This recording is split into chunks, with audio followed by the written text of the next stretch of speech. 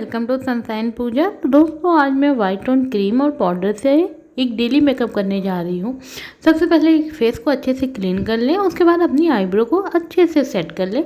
यहाँ मैंने eyebrow set करने के लिए आईब्रो पेंसिल ली है। आप किसी भी आईब्रो पेंसिल से भी कर सकते हो या आईब्रो जो पैलेट आता है सेट करने वाला उससे भी कर सकते हो।